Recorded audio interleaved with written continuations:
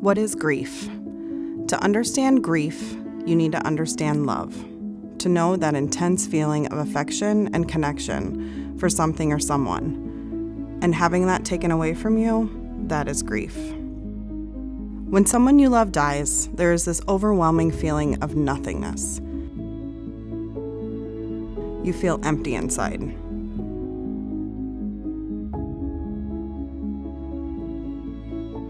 A fog settles. Cognitively, you begin to feel so disorganized, scattered and confused. Making decisions becomes hard. Your memory and recall are less sharp. You search for that connection you had with your loved one. It's not there. Brain fog refers to that mental cloudiness that occurs, the death. Your mind keeps going over to all that. You get wrapped up in that and you tend to forget appointments, paying bills. This is a very normal grief reaction. The pain of the loss is so intense that you find yourself ruminating over the death story over and over and over again, trying to figure out what just happened.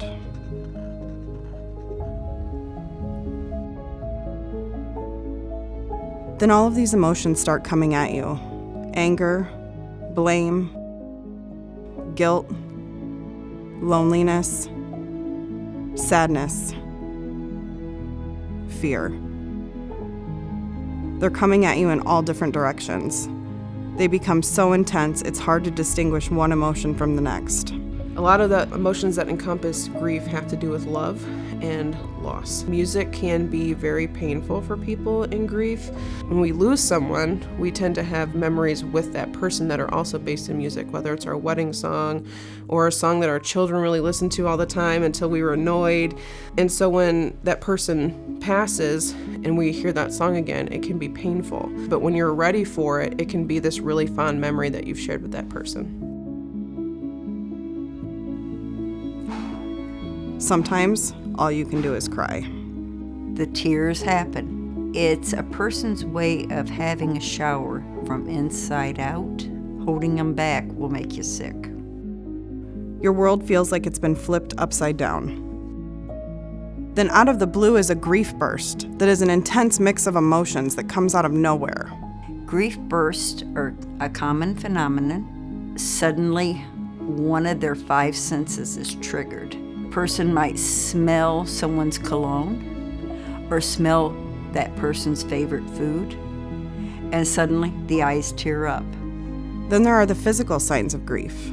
Your fatigue, aches and pains, tightness in your chest, shortness of breath, headaches, changes in sleep and eating.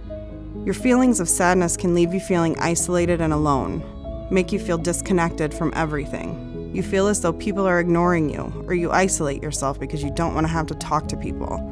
But in the same sense, you long to be with others, especially with those who understand what you're going through. You just want somebody to say, I can relate at the hardest point of your life. And there was really nowhere to turn. People are suffering whether they know it or not. This is a process that happens again and again and again, layer after layer of pain. Realizing there are no stages, no right way to grieve. There are no timelines. It is a journey to accept that your loved one's physical self is no longer with you, but their memories and their love is still embedded deep in your heart. Although you still feel so torn apart inside. It changes our values. It changes the meaning of life for us. Things that we held dear are no longer meaningful to us. It's important for you to know you will get through this, but you will not be the same person. You will see things differently and start realizing what things are really important to you. Your values might change, but it's those values you need to embrace and weave them into your grief experience. This is a process, and it happens again and again and again. My painting of grief would look completely different from someone else's painting of grief.